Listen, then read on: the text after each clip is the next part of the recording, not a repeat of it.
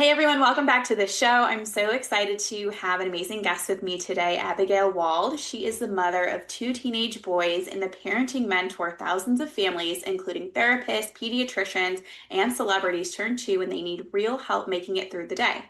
Whether their kids are filled with too much vim and vigor or too much anxiety, Abigail knows how to meet families right where they are. Her popular podcasts have been downloaded over 1.5 million times. While she's brilliant at solving tough in the moment parenting challenges, her true gift lies in helping parents craft a meaningful story of family across their full 18-year arc of childhood.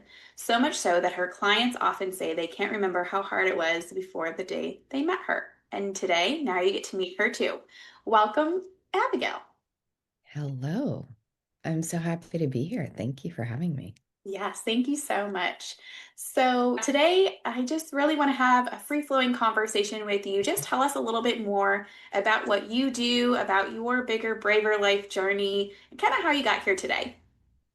Yeah, I solve the problems that I wind up having. So as a mother, I one of my early problems was we had a lot of medical issues. And so my oldest was born needing to have open heart surgery, and I did a ton of research and wound up finding kangaroo care, which is really just like skin to skin contact. And actually, I brought that into Children's Hospital of Los Angeles because I fought for it. And then they did their own research and they were like, yeah, that's cool. That's true. Yeah. So they actually brought it in. I found out later from a nurse there, which was very cool. And then my younger son was having all these like food intolerances, and I wound up creating a snack for him that has become a snack bar that today is on JetBlue and Google headquarters and Whole Foods and lots of other places. So, and we're one of the top nut bars on Amazon, which is exciting. So, That is so um, exciting. Congratulations. I love that.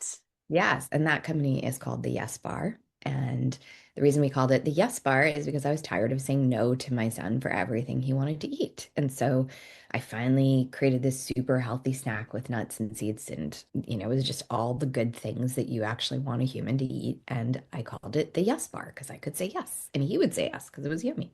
So I solved that problem. And as my kids You know grew what's so funny? older, I've had other conversations with especially mom business owners, and kind of the consensus is like, who knows better how to solve a problem than a mom, right? Because we have to. So I love yeah. that. Yeah, I mean, really, that's at the end of the day, you are your best consumer, right? And so you're the best creator, and you know exactly what the pain points are, and you know exactly how to solve them. And for me, while I absolutely loved running Yes Bar, it also meant taking my young kids to artisan food shows, almost every weekend, being in a commercial kitchen, cooking from 4 in the morning until, God knows when. And so I actually brought on two amazing partners. And that's a beautiful story. We are all dear, dear, dear friends, and we're all still a family-run business, three families that all work together as one family running SBAR. And that has been a gorgeous experience. We're very dear friends.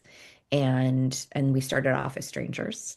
So, a long time ago. So that's an amazing thing to be able to create family like that. And then in my own family with my kids and my husband, I had a different problem, which was parenting was challenging for me. I am a strong-willed, highly sensitive grown-up.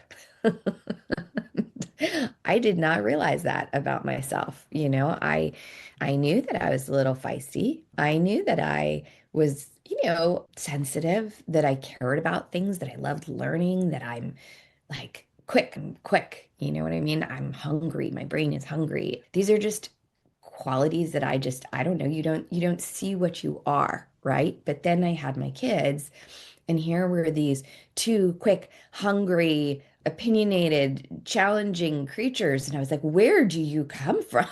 And then I was like, oh, so, my kids are here to tell their own story. And something people always say about my kids, which I really love, is like they are so not afraid to be who they are. Like they are themselves. And listen, On the one hand, can I take credit for that? Like, I think, yes, we have deeply allowed our children to become who they are. That doesn't mean I haven't been parenting them. Please understand. I am not about permissive parenting for whatever that is. I don't think you permit a person to be who they are. They're going to be who they are. What you build are the skills, the capacities, you stretch them, you give them limits. You are the gardener, but you don't build the seed, okay? You don't allow the seed. And so the whole idea of permissive parenting is like, it's a confusing, we can go into, so is gentle parenting. Like I have issues with all of these names and these philosophies because I think at the end of the day, none of us should be parenting for a parenting technique or a philosophy. You have people and you are raising human beings, and you have to raise whoever that human being is who has been entrusted to you. And if one child needs a gentler approach, great. If one child needs a stronger approach, great. Like, we shouldn't be parenting for the approach that we think philosophically feels good to us. Not a one size fits all. No, it's not. It's not. And, I've had parents, I had one mom who came to me, she's like, I've got 8 kids. The first 7, I was like, I know what I'm doing. And number 8, God help me. Where are you? Teach me how to do this thing. And I was like, God bless you. You finally got your strong-willed, highly sensitive kid. Right. Because, I mean, if you don't have strong-willed or highly sensitive kids, you don't know. You do not know. And the idea that like you just love these kids, you just talk to them kindly, you just, are very gentle and you just give them all the love and they will just, listen in return. Like, no, actually not. That's actually not how that temperament works. And so those kids need very, very specific guidance, and those parents need very, very specific support and guidance. And so ultimately, that became the thing that I was like, oh my God, this is my calling. Like, of all the things I've ever done, this is my calling. I can't even stop. And so that's what I do now. Thank you. And, conversely, as a therapist who deals a lot with trauma, it's like, maybe the premise of parenting isn't really a thing, just helping the seed grow. But conversely, you can do a lot to dampen that seed, right? So you really have to, at the end of the day, regulate yourself to support that child and help them to feel safe and able to be Yes. themselves. Yes, exactly. And yeah, and that goes back to, because I don't know if I finished that thought, but this idea that my kids are so incredibly who they are. And I think some of that is getting out of the way. Some of that is pushing them into their own trajectory, right? Some kids hide from their own destiny, do you know, because of fear or anxiety or other things. And so it's a very complex job raising a child. It's really, if you really, especially the more complex of a child that you have, yes, and the more complex of a person that you are. All right. And so there are layers of complexity. Not every story is so complex. And certainly some stories are more, right? So some of our own stories are complex and some of our own stories are simple, right? It's very particular. But yeah, I do love that they've turned out to be who they are. My oldest is an engineer who rides motorcycles and loves thrills. And, he's like an outdoorsy kind of scruffy, like can-do kid. And my youngest is an artist who is a ceramicist and a chef and very, very deep learner and very particular, very highly sensitive to just like creation, to like creating these beautiful things. And it's really extraordinary to watch them. What I'm Yeah. hearing from you too is a lot of deep knowing and gratitude for those particular characteristics that they each have and how unique they are. And I think Yeah. that's something, as parents, we can't just try to bend these kids to our will all the time. We have to understand them. They're a human being, right? We have to understand them and support them in what it is that makes them truly unique. So thank you for sharing that. Yeah. Listen, I also want to be really clear that I did not always appreciate that. Let's be really clear. There were times that, my oldest, as I said, he likes to hurl himself through space now on his motorcycle, but, he used to hurl himself into me, and I didn't really appreciate that. So there was a lot of learning of like, okay, wait, don't hurl into me, but yes, hurl, because you like intensity. So how do we do this? How do we parent the children we have while also honoring the people that we are? And that's that exact challenge that is my specialty. So if you had a parent come to you and, maybe this child that they have feels very difficult because it's really going opposite, maybe their behavior is going opposite of kind of how they normally go about their life, are there common pieces of advice or tactics or things that you would have them consider? Yeah, I'm sorry, I'm laughing just because, like, yes. But it's like a sea change, okay? It's like asking somebody, how would you create a $10 million company? Do you know what I mean? It's like, is there anything we would say? Yes. But it's so all-encompassing. And so I think the most important thing is to start with the fact that the very first gift that you can give both yourself and your child is to stop fantasizing, because that is the root of all pain. The idea that you're supposed to have a different life, that your child is supposed to be different, that they're supposed to listen or supposed to not hurl themselves into you or supposed to sit down at the table or supposed to do anything. And I want to explain what I mean. I don't mean we can't create good table manners. That's not what I mean. There's a difference between knowing where I want to go and being angry at what's currently happening. So, and this gets to the core of leadership. When you're not a leader, you complain about what is. You fantasize about what it's supposed to look like. You complain, you blame the person who's not making it look the way you want. You hate yourself for not being able to make it look that way. Something's broken and you're pissed or you're in pain. When you learn how to move into leadership, and leading a family is no less than being a CEO of an organization, absolutely. And we know this. We know, those of us who are carrying the emotional load, you are running a company. You're running an emotional company. You're doing HR. Like, and the idea that women who have been out of the workforce because they've been parenting for years, having trouble going into the workforce, those are the people you should be hiring.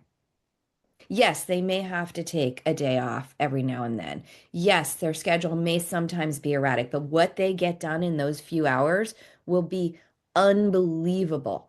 Okay? Because it has to be, right? Because it has to be, and because we are trained. Okay. So here's the thing, what you learn through your years of motherhood, right? And fatherhood, what you learn is deep, deep leadership when you're really engaging in this process, right? It offers you the opportunity. You don't necessarily learn that, but it certainly offers you the opportunity to learn it.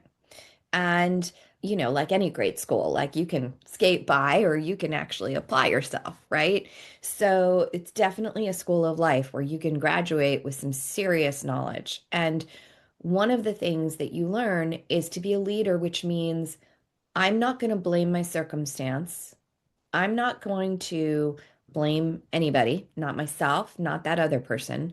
And that starts with I'm going to accept what is and know that there is a reason that that is the current situation.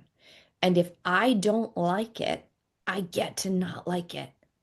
I get to have a vision of what I think it should be, but I need to check in. Is that just my vision or is that a vision that serves the whole team? And who's everybody's place within that team? And what do I need to do as leader of this family to start rowing us over there?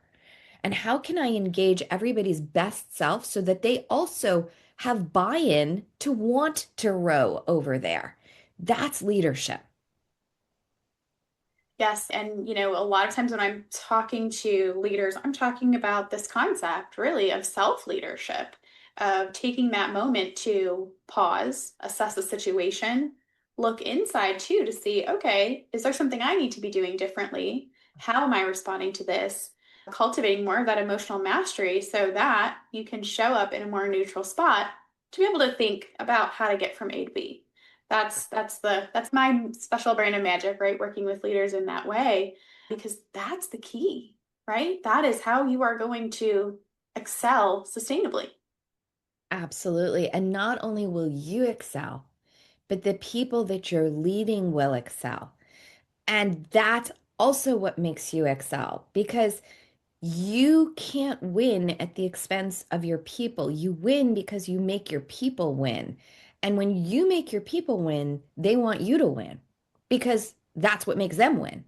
So that becomes this really beautiful arrangement. And that's what we want our families to look like. Yeah, that positive feedback loop. Yeah. Absolutely. Absolutely. Thank you for sharing that. I think that's so, so, so powerful and reminders that we need to hear as parents and, as we we're both leading our companies and leading our families. And now as we step into, we're coming up into turning two over here at our house and definitely a lot of pushing the boundaries. I'm going to look at you and still do it anyway, right? And so let's see what happens here, right? So there's a lot of learning that we're doing. There's a lot of learning that our child's doing. That's definitely an interesting time. They call those years the rise of will.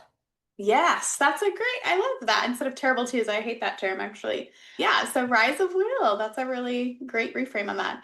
I did want to bring up another piece too. I had a recent conversation with a client about this, and we talked about how much the identity parts come into play when you have your children, maybe Mm. when you're more a newer parent or, even I guess adding, more to the family because all of the dynamic shifts and things like that. But do you have folks coming to you talking about the identity work, the identity stuff that comes up as you kind of move more into that role as a parent leader?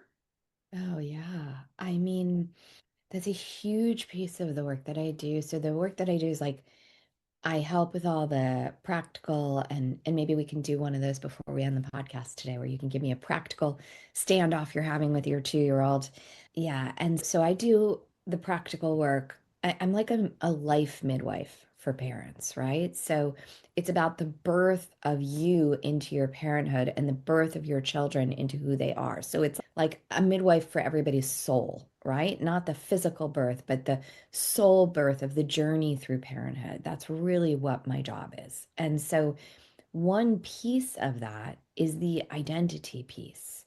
And actually, there's a word that we don't talk about enough called matrescence, which is, the becoming of a mother, right? Just like adolescence is the becoming of a teenager. This is matrescence, right? And I have studied matrescence, obviously, and it is my life's work as well. And I love that there are people focusing on it. It is so under talked about, and it's a very, very, really important subject to think about because if we don't understand what's happening for us, we think there's something wrong. And we think that all of the rage, all of the depression, all of the confusion, all of the loss of identity is us crumbling. But it's really just us melting down to be reforged. And we have to break what has been in order to become something new. And you're not just breaking down to just crumble into nothingness, which is why we fight against it, because it feels so terrifying, because we don't know where we're going. And it really helps to have someone by your side, just like in giving birth. Like the pain becomes so unbearable. There's that moment in the act of giving birth called transition, where you're like, I'm done. I'm not gonna have the baby. I don't care. Like it's over. It's really hard to get through that crowning, right? It's really, really hard. And so it really helps to have someone by your side helping you through that process and helping your body not shut down, helping your emotions not shut down, your soul not shut down through this process of motherhood and that identity work to get you to the other side and to make sure that because if we don't understand what's going on and we don't have anyone helping us through it, we can lock down in terror. And then we don't make it to the other side. We spend all of our energy fighting and clawing to hold on to what was. That's why I said if I was going to give one piece of advice, it's let go of the fantasy. You cannot hold on to who you were. You absolutely cannot. And if you do, if you find some way to do that, that's where we're getting into the trauma of a child who, in a way, feels negated. Like their being was not accepted on a soul level by their parent because the child is here to change you. And if you don't let them, in a way, it's extremely traumatic for the child. And so it's a whole process. There's just so much more to talk about with this. But yes, that identity shift is really important. Yes, thank you. And as I'm looking back on my journey, I definitely can see where there were so many things at play for me. So I had our baby through like an emergency C-section due to some health things, and then I went on to have more, health related stuff. But there was definitely anxiety and depression, and it was rough. And, there was definitely a section of the health things. There was definitely a section of not getting enough sleep. But there was a lot of it about the identity, and it was really hard because I had really rooted into, I'm here, I'm good, I'm self-sufficient, I've got my own business, but then taking a year off to stay home with my baby, that was a complete, obviously 180. And he was great, thank God. But you know what I mean? And It's actually like devastating. And it we don't talk was. about that. We talk about it like, oh, you're so lucky and it's so great. And you are lucky Yeah. and it's great and it's sometimes devastating. I Duality.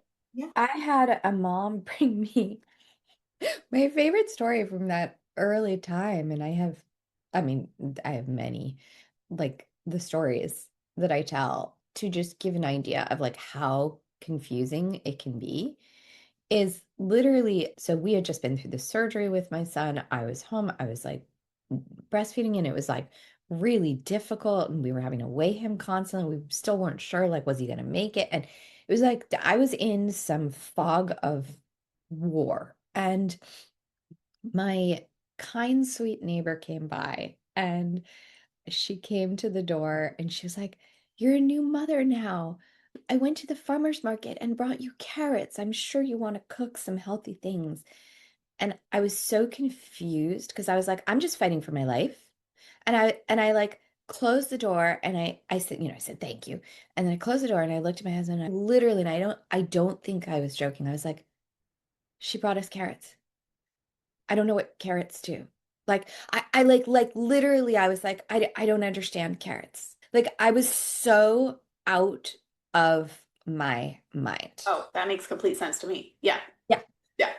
And there are so many stories from that time. And I think it's so important because listen, some of you are going to be listening to this right now and you are in the trenches and you're like, you know, okay, well, she's talking about this, like she's figured it out, like whatever, I don't relate. And I just want you, I really want to reach back. And I really want you to hear me.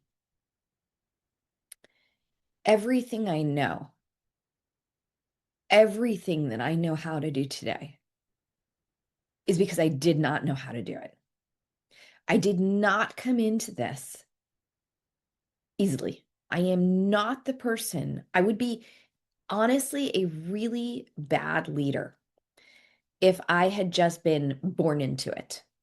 I would just be like, why aren't you already emotionally regulated? Why aren't you already Why would you get angry with your child?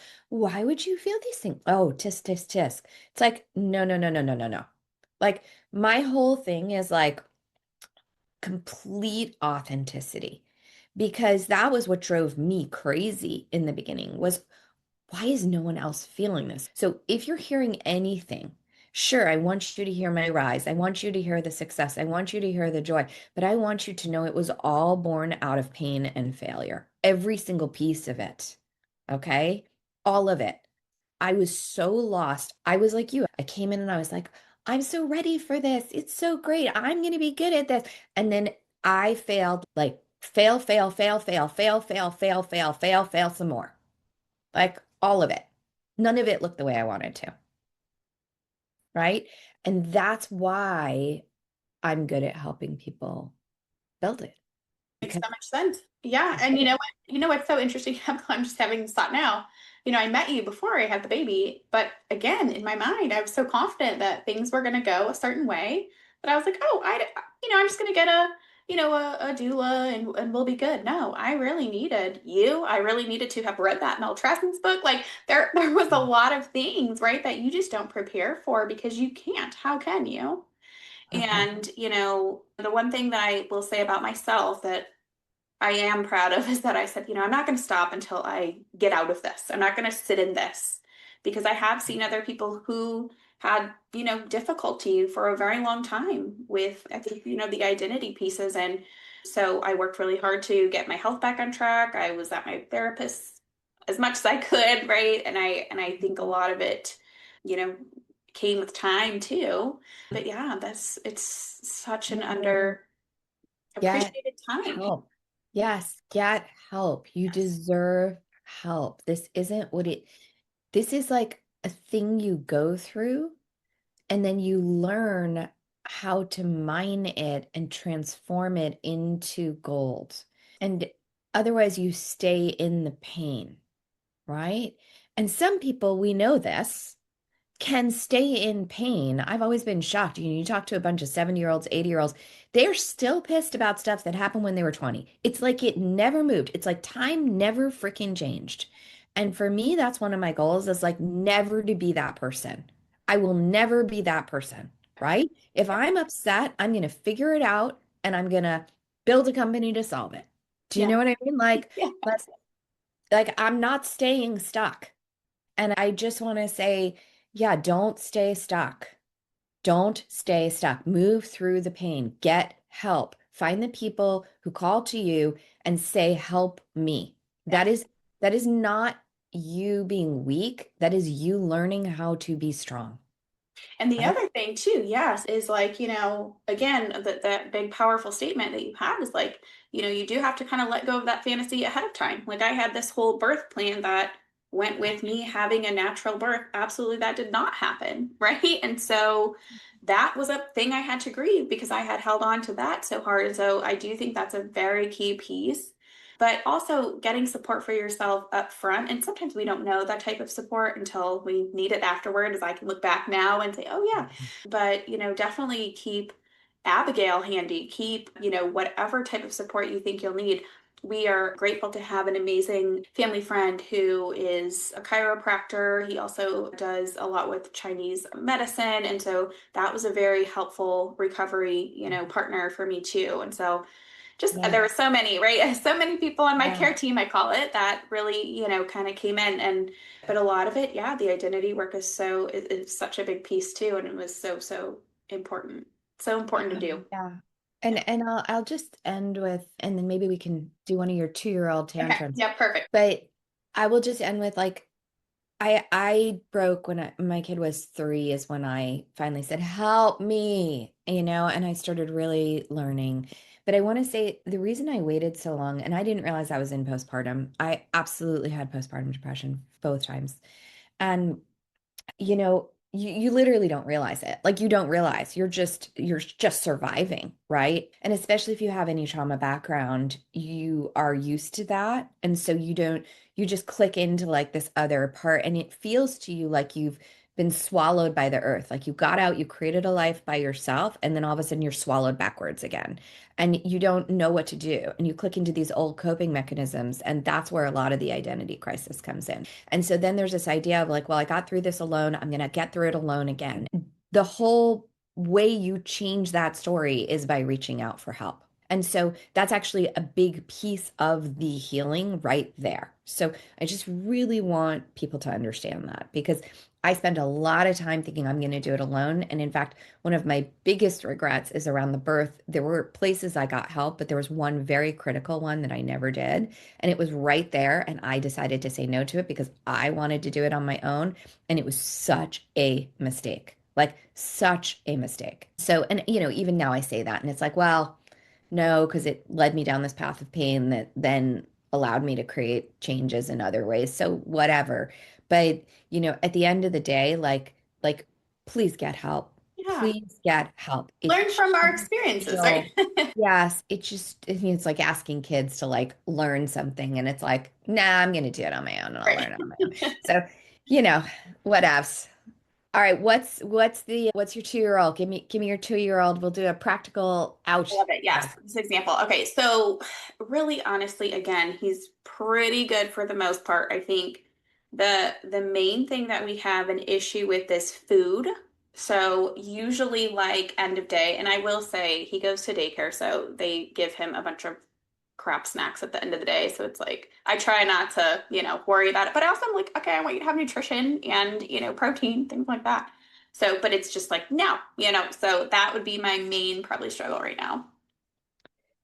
Okay, so there's a few different ways to get into this. So one is you could pack snacks. He's young enough that if you packed snacks for the daycare and said, please give him these, that could potentially work, especially if you prepared them with him.